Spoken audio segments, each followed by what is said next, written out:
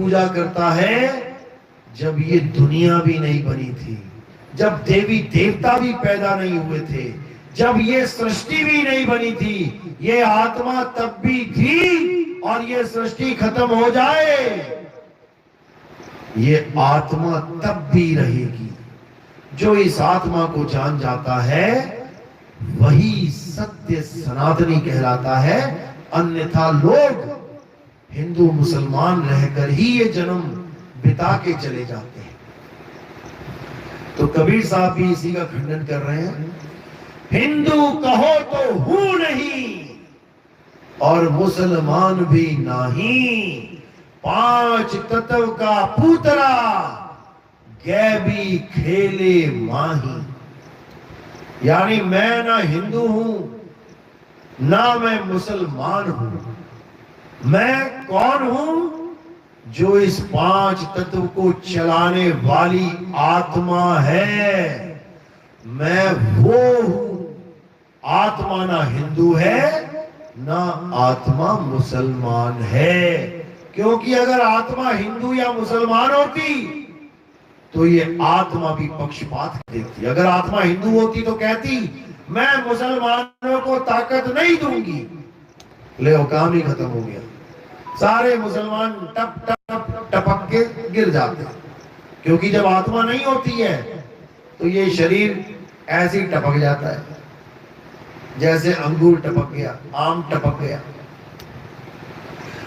लेकिन ये आत्मा कभी पक्षपात नहीं करती। ये मुसलमान को भी चलाती है, ये हिंदू को भी चलाती है, ये सिख को भी चलाती है, ये ईसाई को भी चलाती है। ये धर्म भेद नहीं करती कि कोई हिंदू है तभी आत्मा का ज्ञान होगा, कोई मुसलमान है तभी आत्मा का ज्ञान होगा। बिल्कुल नहीं। यहां तक कि कृष्ण जी ने उस समय कहा कि तू सर्व धर्मों को त्याग के एक मेरी शरण में आ जा। अब मुझे इतना ही बता दे कोई कि उस वक्त धर्म कितने थे? आज से 5000 साल पहले कहते गीता बोली गई। मुझे उस धर्म का नाम बता दो जो 5000 साल पहले था।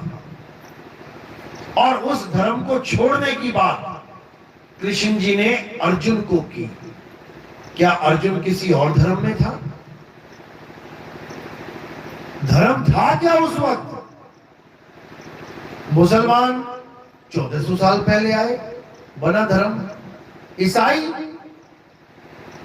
अभी 3000 साल पहले मान के चलो। जैन, बौद्ध ये भी अभी गिनती में ही है। तो कौन से धर्म है जो 5000 साल पहले था, जो बोल गया कि सब धर्मों को त्याग के मेरी शरण में आ जा? क्योंकि उस वक्त ये धर्म नहीं थे कि मैं हिंदू, मैं मुसलमान, मैं सिख, मैं ईसाई। ये धर्म है ही नहीं। उस वक्त धर्म क्या था? राजा का अलग धर्म था, प्रजा का अलग धर्म था, पति का अलग धर्म था, पत्नी का अलग धर्म था, मंत्री का अलग धर्म था, क्षत्रिय का अलग धर्म था। यानी जो तुम्हारी जिम्मेदारियां थी वही तुम्हारा धर्म था। कई बार कहते नहीं है तुम, अरे भैया बड़े धर्म संकट में पड़ गए हैं। क्या होता है धर्म संकट? क्या तुम्हारे धर्म पे संकट आ गया? तुम्हारा धर्म खत्म होने वाला है क्या?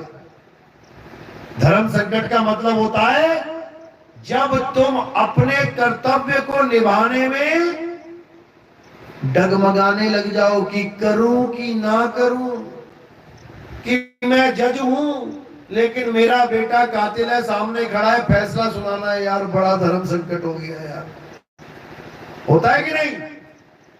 तुम घर में सबसे बड़े हो, तुम्हारा बच्चा है किसी को झापड़ मार के आ गया, चोरी करके आ गया, इल्जाम लग गया, गांव वाले आ गए, अब तुम बड़े धर्म संकट में पड़ गए। यार अब क्या किया जाए? यानी अपने कर्तव्य को निभाने में जब संकट आ जाए उसको धर्म संकट कहते हैं। मेरी बात समझ में भी आ रही है कि वैसे ही बोले जा रहा हूं मैं? किस किस को समझ में आ रही है? हाथ खड़े करो जरा, अभी दिखाते हैं। हाँ करे रहना, 1 मिनट। नकली वाला हाथ खड़ा करना, नकली वाला बिल्कुल नहीं। हाँ बहुत बढ़िया, खड़े रखो। अभी कैमरा जा रहा है वहां तक। अच्छा, मतलब सभी को समझ में आ गया, सबका धर्म संकट खत्म हो गया। बहुत बढ़िया, इधर भी है। हाँ भाई, मतलब 100 में से 100 नंबर मिल गए क्या इस बार? अभी गणेश चतुर्थी आ जाएगी ना, अभी मंदिर के सामने खड़े हो जाएंगे सारे। अभी रामनवमी आ गई, अभी पहुंच जाएंगे वहां पे सारे। भूल जाएंगे आत्मा वात्मा क्या बोल रहा था, वो बाबा आया था आत्मा आत्मा कर रहा था, पता नहीं क्या बोल रहा था। अभी तो समझ में आ रही है बात, क्योंकि आग के आगे बैठते हो तो गर्मी आती है। सर्दियों में देखा ना, आग लगी होती है, और थोड़ा दूर चले जाओ फिर कपकपी चालू। इसलिए साहिब समझा रहे हैं, जल में मीन प्यासी मोहे देखत आवे हासी, आत्म ज्ञान बिना नर भटके, कभी काबा कभी काशी। आत्म ज्ञान बिना नर भटके। अब किसी से पूछो भैया कहां जा रहे हो, मैं काबा जा रहा हूं, काबा। अब उसको अगर तुम कह दो काहे भटकने जा रहे हो, वो कहेगा अरे भाई ऐसा मत बोल, मैं तो अल्लाह के घर में जा रहा हूं। अब कोई कहे कहां भैया कहां जा रहे हो, मैं काशी जा रहा हूं जी, काशी हमारा मेन गढ़ है, मंदिर जा रहा हूं पूजा करने। अब तुम कहो काहे भटकने जा रहा वहां पे, तो कहो तुम्हें गले पड़ जाए तुम्हारे। लेकिन कबीर साहब क्या कह रहे हैं कि जल में मीन प्यासी और मोहे देखते आवे हासी, आत्म ज्ञान बिना नर भटके, कभी काबा कभी काशी। क्यों? अरे घर में पड़ी वस्तु नहीं सूझे, बाहर ढूंढन जासी, अरे जल में मीन प्यासी, मोहे देखते आवे हासी। जो परमात्मा है वो तुम्हारी आत्मा में विराजमान है। तुम भजन भी गाते हो, मेरे रोम रोम में बसने वाले राम, मैं तुमसे क्या मांगू। अब जब रोम रोम में बसने वाले राम गाते हो और राम की पूजा करने जाना पड़ता है तो कहां जाते हो? मंदिर में। क्या बात, वहां तुम्हारे रोम रोम लगे हुए हैं क्या? क्या मंदिर में तुम्हारे रोम रोम फिट हैं? कहां है तुम्हारे रोम? ये है तुम्हारे रोम। मेरे रोम रोम में बसने वाले राम। कौन से राम की बात हो रही है? जिसकी वजह से ये रोम रोम खिला पड़ा है। जो रमता राम है उस राम की बात हो रही है, और वो मंदिर में नहीं है। रमता राम तुम्हारे में रमा हुआ है। अगर तुम्हें कोई अभी टेढ़ा कर दे और एक बार कहे भैया उठ जाओ, 1 मिनट में उठ जाओगे। और भगवान की कोई मूर्ति है मंदिर में, वो टेढ़ी हो गई, सारे भगत मिलके कह के देख लेना भगवान जी उठ जाओ, आरती करनी है आपकी। उठ जाएंगे क्या? उठ जाएंगे? नहीं उठेंगे। क्योंकि कमी क्या है? जो तुम्हारे रोम रोम में रम रहा है वो वहां पर नहीं है। अगर होता तो तुमसे पहले उठ जाता। इसी को समझना है। जड़ चेतन का करे निबेड़ा और कहे कबीर सो हंस है मेरा। जड़ चेतन का निबेड़ा कैसे करते हैं? जो चेतन सत्ता है यानी आत्मा है, वो जहां है वो चीज हिलेगी, डुलेगी, बोलेगी, खाएगी, पिएगी। 2 लोग मिलके एक बच्चा भी पैदा कर देंगे। ये आत्मा के लक्षण है, ये चेतनता के लक्षण है। और जो जड़ है वो बोले ना डोले, हिले ना डुले, खावे ना पीवे। लगा दो तुम भोग किसी मूर्ति के, पूरा बेसन का लड्डू चिपका दो मुंह पे, कितने दिन में खा लेगी वो? कितने दिन में खा लेगी मूर्ति? चेतन सत्ता आएगी खाने के लिए, वहां भी चींटियां आएंगी और उसके मुंह से निकाल निकाल के, भगवान के मुंह से निकाल निकाल के खा लेंगी। कौन खाया? चेतन सत्ता। जड़ मूर्ति नहीं खा सकती, लेकिन लोगों को समझ में नहीं आता, इसलिए जड़ चेतन का निबिड़ा नहीं कर पाते। जो अविनाशी जीव है वो जड़ को नहीं समझ पा रहा है। साहिब समझा रहे हैं, जड़ चेतन का करे निबेड़ा, कहे कबीर सो हंस है मेरा। जो अविनाशी जीव होके गाते भी हैं, ईश्वर अंश जीव अविनाशी, जो खुद अविनाशी है वो उसकी पूजा कर रहा है जो नाशवान है, जो टूट जाए फूट जाए उसको भगवान मान के बैठा। भाई तुम्हें ये बता दो, राम जी कब पत्थर के थे, कृष्ण जी कब पत्थर के थे, हनुमान जी कब पत्थर के थे? पत्थर की तो अहिल्या थी, अहिल्या थी ना पत्थर की। कैसे बन गई थी? श्राप लग गई। जब श्राप लगता है तो कोई पत्थर का बनता है, तुमने बिना श्राप के पत्थर के बना डाले सारे। अब पत्थर का भगवान है गरीबों का। अब अमीरों ने भी खेल खेल दिया, क्या पत्थर का नहीं चांदी का बनाएंगे। ले जी बना दिया चांदी का। अब और बड़ा आया कोई, कहता चांदी का नहीं हम सोने का बनाएंगे, बना दिया सोने का। और उससे भी बड़ा आ गया, कहता हम उसमें हीरे जड़वाएंगे, जड़वा दिया हीरा। अब क्या हुआ? अब कौन आया फिर? अब आए लुटेरे। जब तुम चीनी फैला दोगे घर में तो कौन आएगा? चींटियां, चींटियां आएंगी। और तुमने चीनी ना फैलाई होती तो चींटियां आती क्या? हमारे देश के बड़े बड़े मंदिर लूटे गए किन मूर्खों की वजह से? इन्हीं मूर्खों की वजह से जिन्होंने भगवान को सोने सोने सोने का बना दिया। बताओ, अरे भगवान क्या सोने के थे? जो तुमने 50 किलो की मूर्ति बनवा दी सोने की।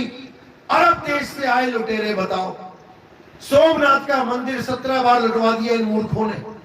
अगर वहां पे केवल पत्थर की मूर्ति होती, आता कोई अरब देश से लूटने? सोने के मंदिर बना दिए, भव्य भव्य भव्य। बताओ, लुटेरों को इनवाइट कर दिया, इनविटेशन लेटर भेज दिया। बातें चलती थी उस वक्त, जो लोग घूमने आते थे, जैसे कोई अफगानिस्तान से आया, कोई अरब देश से आया, घूमा और देखा, अरे बाप रे बाप, 50 किलो की मूर्ति, ऊपर कोहिनूर का हीरा लगा है। उसको तुम्हारा भगवान नहीं दिख रहा, उसको तुम्हारा हनुमान नहीं दिख रहा, उसको तुम्हारा राम और शंकर जी नहीं दिखाई दे रहा, उसको सोना और हीरा दिखाई दे रहा है। अब जब वो अपने देश वापस लौटते थे तब वहां राजा को बताते थे, अरे महाराज वहां तो खजाना सड़कों पे पड़ा हुआ है, तुम तो तिजोरी में रखे हो। भारत ऐसा देश है जहां गली गली में खजाना पड़ा हुआ है, चलो लूटने चलते हैं। आ गए लुटेरे। किसकी मूर्खता से? हम लोगों की मूर्खता से। क्योंकि हमने भगवान को कभी पत्थर मान लिया, कभी चांदी मान लिया, कभी सोना मान लिया, और वो कहते कहते थक गए कि हे अर्जुन, हम और तुम शरीर नहीं है, हम और तुम आत्मा है।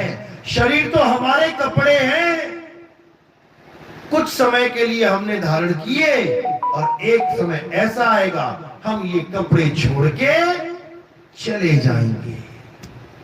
हम शरीर नहीं हैं, हम आत्मा हैं, हम अजन्मे हैं, हम नित्य हैं। अगर इतनी बात समझ के सब आत्मज्ञानी हो गए होते तो कौन पत्थर का भगवान बनाता, कौन चांदी का भगवान बनाता, कौन सोने का भगवान बनाता? उसके बाद 17 बार कौन अपने मंदिर लुटवाता? कौन लुटवाता मंदिर? सोने की चिड़िया कहाने वाला देश हमारा लूट लूट के ले गए ये लोग, क्योंकि तुमने उस चीज को सब सामने रख दिया जो बहुत बहुमूल्य है। सोना दिखा दो जरा, कहीं सड़क पे पड़ा हो, सीधे तिजोरी में रखा जाता है। सुनार की दुकान देख लो, तिजोरी में रखा हुआ है, तुम्हें दिखाने के लिए भले बाहर रखा है, और वो भी एक गार्ड रखा है बंदूकधारी कि कहीं तू लूटे और इधर से शूट करेंगे। जब उसको इतनी कीमत पता है सोने की, तो हम क्यों बेवकूफ बने बैठे हैं जो हम सोने के मंदिर बना के बैठ गए, सोने की मूर्तियां बना के बैठ गए चौक पे, आओ दर्शन करके जाओ, अरे लुटेरे भी आ गए। तो हमने अब इन बेवकूफियों को नहीं करना है। अभी एक स्टेटस देखा था मैंने, कहीं लगा हुआ था, चोर आए और हनुमान जी की आंखें निकाल के ले गए। 50 ग्राम की आंखें थी चांदी की, बताओ। गांव वालों ने मिलकर दोबारा से आंखें लगवा दी। अरे वो फिर आके ले जाएगा, तुम फिर लगवाओगे, वो फिर ले जाएगा, तुम फिर लगवाओगे। क्यों ना तुम हनुमान जी को जान ही जाओ वो कौन है, ये पत्थर में आंखें लगवाने का काम ही खत्म हो जाए। अरे तुम जान जाओ कि हनुमान शरीर नहीं है भाई, हनुमान आत्मा है। अब आत्मा को कोई चोर ले जाके दिखाए जरा, आत्मा को कोई लूट के लेके दिखाए जरा। मीराबाई को जो वस्तु अमोलक मिली थी वो ये नहीं थे, मूर्तियां नहीं थी। लोग कहते हैं मीराबाई मूर्ति को लेके घूमती थी। मूर्ति कितने की होगी? 20 रुपए, 50 रुपए, 1000 रुपए, इससे ज्यादा क्या होगी? मूर्ति 100-50 हजार रुपए की हो सकती है, करोड़ की हो सकती है, अनमोलक नहीं हो सकती। तो कह रहे वस्तु अमोलक दी मेरे सतगुरु, और कृपा कर अपनायो, पायो मैं राम रतन धन पायो। मेरे सतगुरु ने मुझे अमोलक वस्तु दी है, यानी जिसका कोई मोल ही नहीं है। तुम डॉक्टर के पास जाओ तो मेरा लड़का मरने वाला है, मेरी सारी दौलत ले लो, दुनिया की सारी दौलत दे दूंगा। आत्मा खरीदने, आत्मा खरीदनी है, हम आत्मा खरीदना चाहते हैं। खून खरीदते हो, हड्डियां खरीदते हो, मांस भी खरीद लेते हो, सब कुछ खरीद लेते हो, तुम आत्मा खरीद के दिखाना चाहते हो कि महाराज जी एक आत्मा दे दो हमें, पैसा जितना मर्जी ले लो। मिल जाएगी क्या? नहीं मिलेगी। आत्मा अनमोलक है, आत्मा का कोई मोल नहीं है। इसीलिए बोला वस्तु अमोलक दी मेरे सतगुरु, कृपा कर अपनायो, यानी मेरे सतगुरु ने मुझे उस अनमोलक वस्तु का ज्ञान करा दिया, नाम नहीं दिया, नाम छुड़ा दिए, वस्तु का लखाव करा दिया। अब उस वस्तु को प्राप्त करके मेरा कल्याण हो गया, बस ये समझना है। अरे वस्तु कहीं ढूंढे कहीं और कैसे लागे हाथ, गुप्त वस्तु तब मिले जब भेदी लीजे साथ, भेदी लीना साथ में। अरे दीनी वस्तु लखाए और कोटि जन्म का पंथ था, पल में पहुंचा जा।